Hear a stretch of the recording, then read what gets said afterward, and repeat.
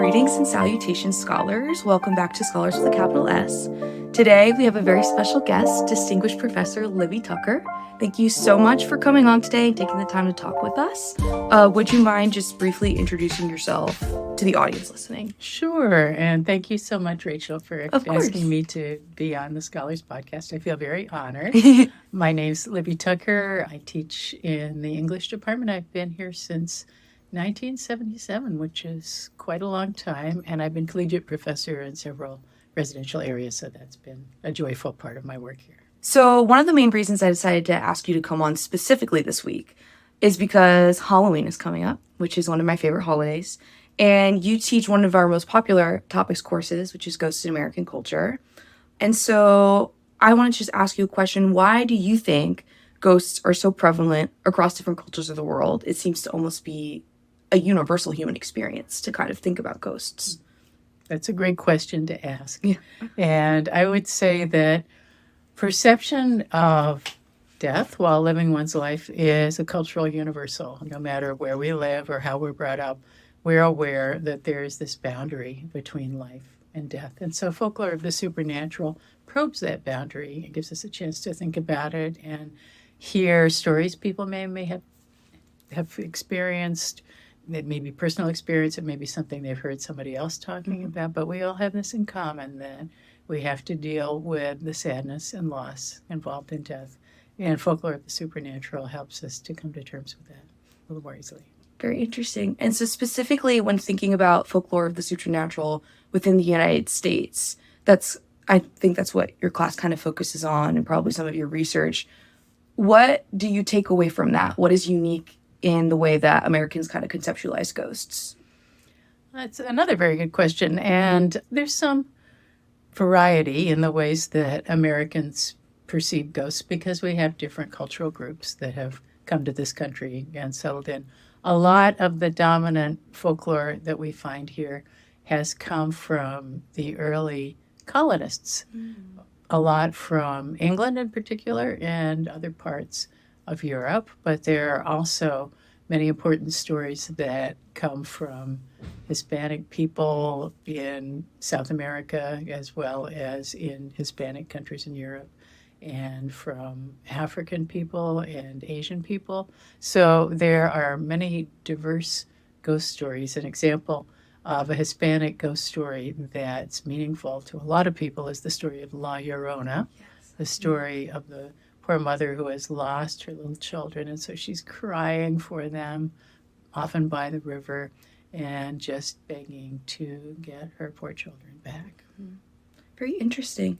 And do you have any examples of ghost stories that people listening might know? Oh, definitely, sure. We have a local ghost story here called The Lady in White out on Route 17 on the way toward Owego, kind of close to Appalachia. And there used to be a very dangerous curve there called Devil's Elbow, which they've straightened out since then. So nobody's in danger of dying there. But for many years, the local residents were talking about a lady in white that would appear by the side of that curve to warn motorists not to go too fast because they might end up ghosts like her.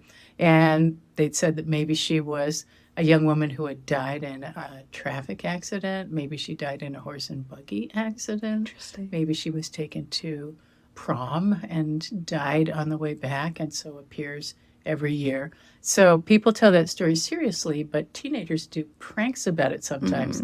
Sometimes people have dressed up like a woman in white and shown a flashlight on that woman by the side of the road just to sort of laugh at this legend. But that can, of course, be dangerous because motorists seeing a woman in white light up on the Devil's Elbow, that's a Devil's scary. Elbow, that would be pretty scary. And even though there's no dangerous Devil's Elbow curve anymore, the story is still there. Right. And it's told around the world. So this is one local instance of a story that is very, very common, the larger genre of roadside ghosts.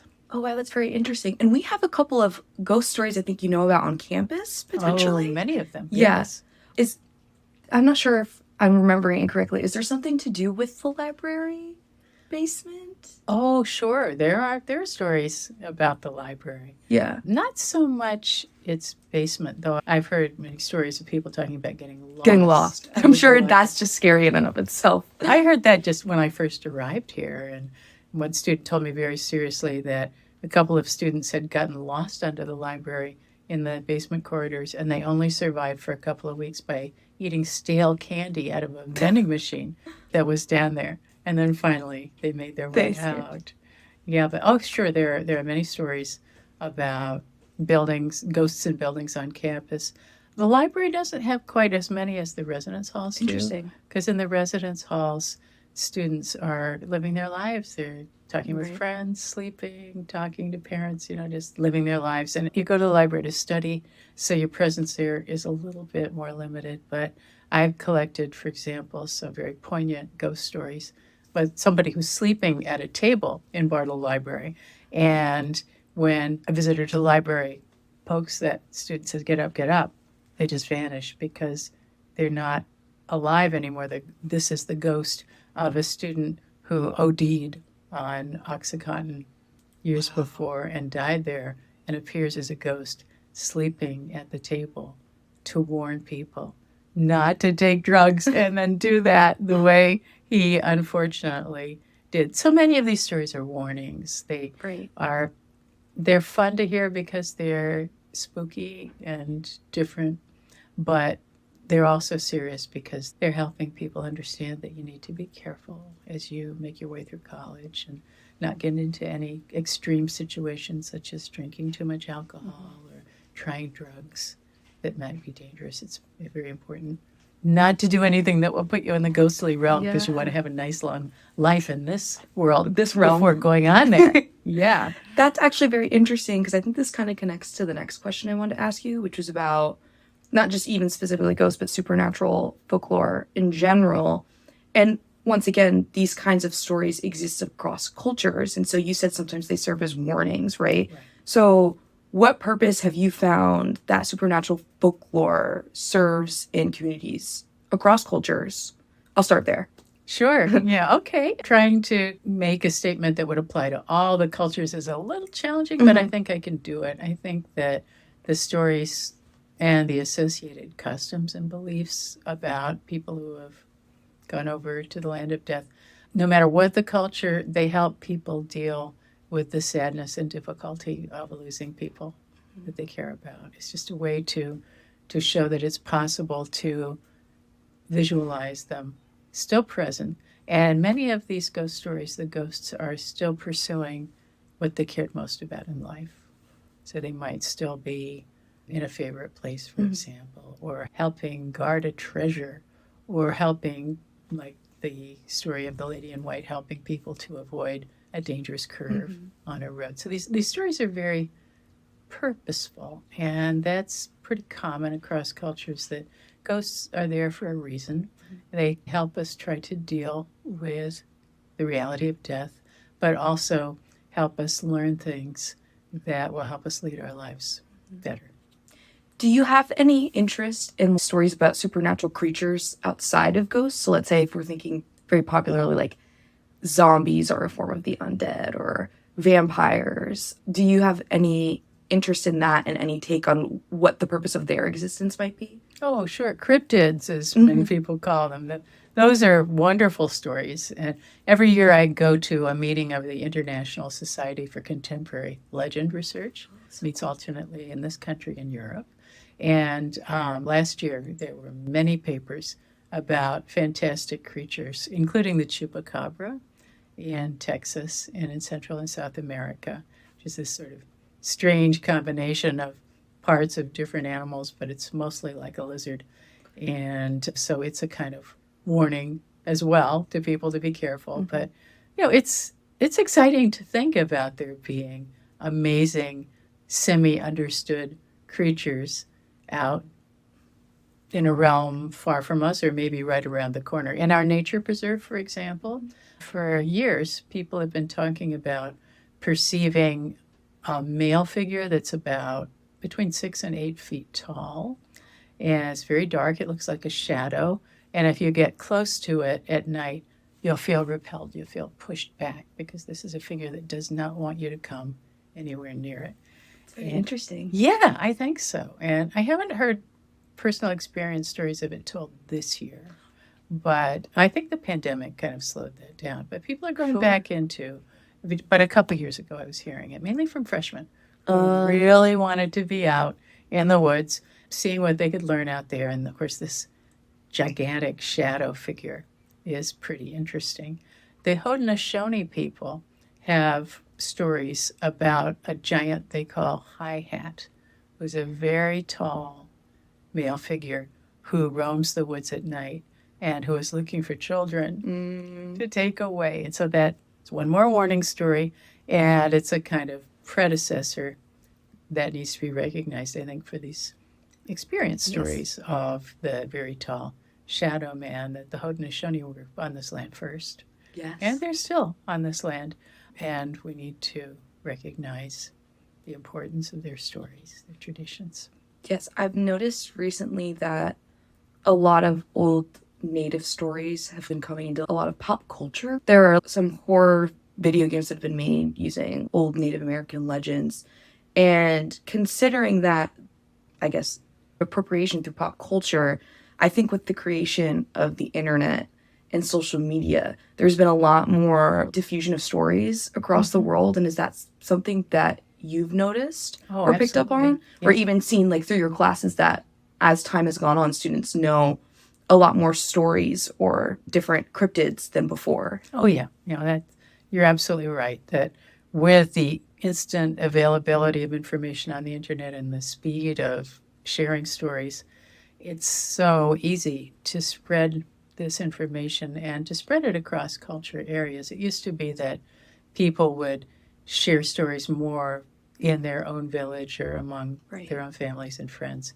But now the world is this village. And you just sit down at your computer and suddenly you're talking with people all over the world. I've done a fair amount of research on digital folklore, and I've found that I can communicate with people in many different countries, but I communicate better when they can speak English with me.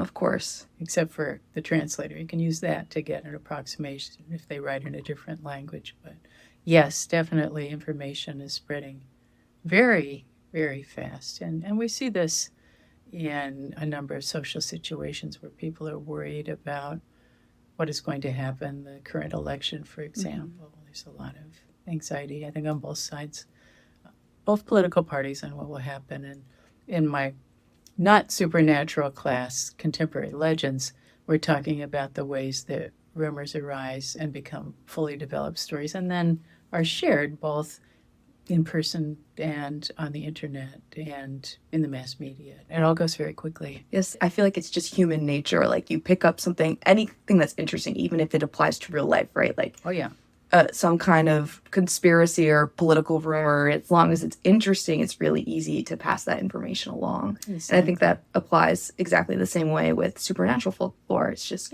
it appeals to the creative mind. It gets these emotions going. Great way to put it. Yeah. And so another thing that I've noticed while I was growing up are a lot of now internet legends, ideas of like supernatural internet stories. There's this whole, I don't know if you've ever heard of these. Has anyone ever brought up to you creepypastas? Yes, that's one of our terms. Yes, of these internet legends and stories that are born on the internet and essentially spread through the internet. Yeah. And I think that's also interesting too, because it's kind of like a new generation of stories born within the internet world. It's not even like smaller cultural stories being spread. It's this new birth of supernatural legends, which I also think is very interesting. Do you have any kind of take on that? Oh, definitely. Since the Slender Man the Slender figure came very out, popular. Yeah, appeared in 2009 and then became the motivation for an assault among 12-year-old girls, sadly. I think people have been much more aware of the formation of creepypasta online and the way that supernatural figures can emerge from a computer that have never really been in any other context, and then they can go in the other direction of becoming the themes for Halloween costumes and the telling of stories that feature these figures that have shown up in a computer. environment. For example, there's a woman named Loeb or Loeb. I'm not even sure how they're pronouncing her name, but this really awful looking female face that has come up online, and there are different backstories associated with her. She seems threatening and difficult. And then there's the slit mouth woman figure from Japan who has had her mouth slit, and she supposedly goes from person to person saying, "Do you think I'm pretty?" And according to the answer, yes or no, maybe she'll slit your throat, maybe she'll leave you alone. And it's a scary sort of story, but probably the best illustration of a legendary figure on the internet that I can give comes from last summer when the Serbian dancing woman became a big figure. It's a little video clip, or a set of video clips about a woman in a shawl dancing around in a circle. And she's so eerie looking, and she pops up in such unexpected places. So if anybody wants to check this out, just Google Serbian dancing woman. Yeah, I think I will be doing that after this interview. I did not know about that. You mentioned that a lot of times these characters can become inspirations for Halloween costumes, which is also another one of my questions I wanted to ask you about.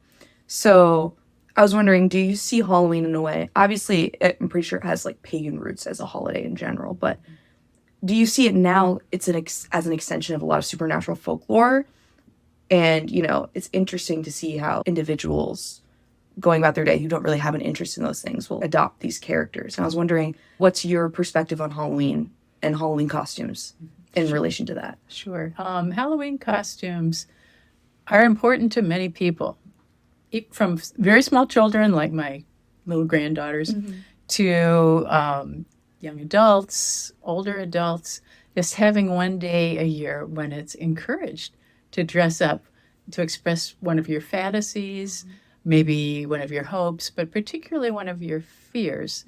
And so it's very common on Halloween for people to dress up as skeletons, to dress up as serial killers, to dress up as all sorts of ghostly figures. The Halloween Spirit Shop is a good place to go to see what people want to be expressing in the upcoming Halloween.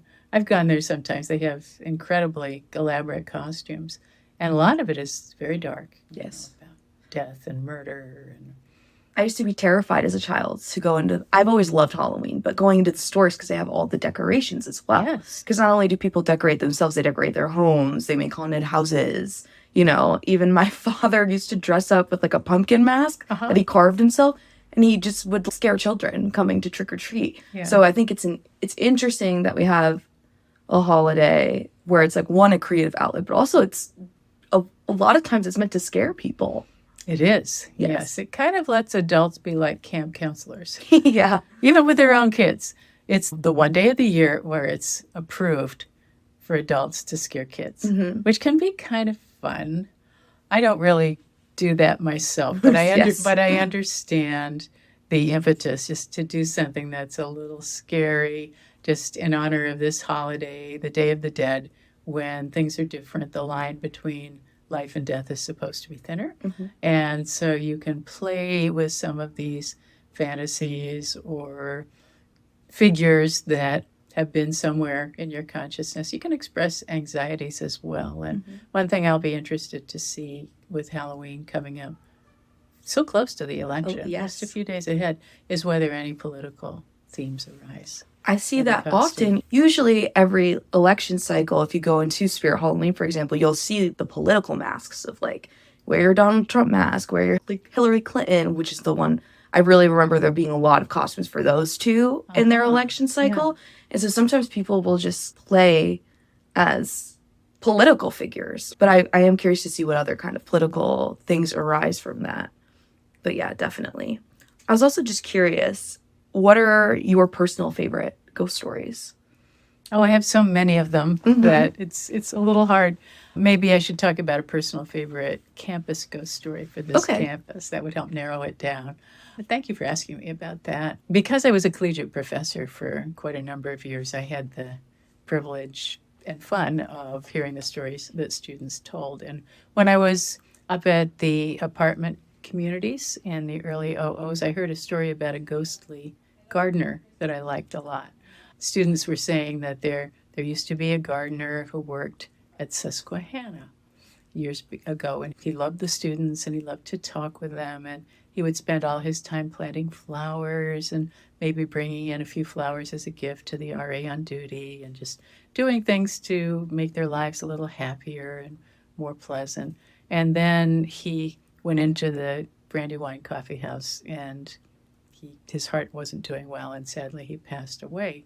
And so a year or so after he had died, they noticed that there were flowers popping up in front of the Susquehanna buildings that didn't seem to have been placed there by the gardening staff. There were plantings that didn't quite match the plans for the people who were in charge of the grounds.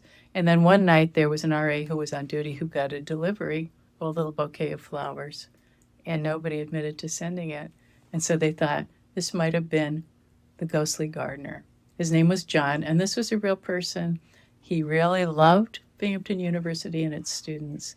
And if anyone would have put in special plantings and done special things like that, it would have been John. That's one of my favorite stories. That's because so sweet. He loved this campus, as I do. And it's based on a real member of the community who passed away, but according to the story, is still with us, still completing his unfinished business of making students happy. And so I like that story a lot. Yeah, I really like that story too, because it's also compared to the scary nature preserve stories, for example. It's just an example of a nice ghost story, which I think people forget also exist. Is that it's a way to touch back in that realm with loved ones or friends and family, which I really enjoy that. And then final question, essentially, do you have any closing thoughts? Anything you want to tell to our viewership? It could be a recommendation of something they could look into, or maybe just some insight on how people could change the way they view the supernatural realm, or with Halloween coming up, any knowledge you want to espouse. I want to give you that opportunity. Sure. Well, I do think that folklore of the supernatural is very meaningful to many of us. There tends to be a bias against it sometimes that people say, well, that's not rational or scientific. It doesn't really matter. But I think it does matter greatly because it expresses our hopes, it expresses our fears, it expresses our love for our families and friends. And this is something that exists cross-culturally in many, many different cultural areas, most of them really. And I think it's a good thing to keep an eye on or an ear on these kinds of stories. And also to keep an eye on what's happening with Halloween. I think this is going to be a very interesting one. Halloween. In 2016, there was a clown panic. Yes. Remember that. Connected with the election, that people were very anxious about the election, and this anxiety morphed into random appearances of clowns at schools and in other unexpected places. And I haven't heard of any panic of that sort brewing this year, but this is also a tense election time, and we should keep an eye. And there's still a few weeks till Halloween. Yes, so you never know what could erupt. There is. Very true. Yeah, I'm planning to bring pizza to my scholars class on Halloween because we have class on the day That's itself. so fun. I'm excited about that. That's very fun. Yeah. All right. Well, thank you so much for taking the time to chat with me. I'm very excited to edit this episode. Fantastic. Thank you. And as always, it's Scholars with a capital S. We will be back in the next few weeks with another episode.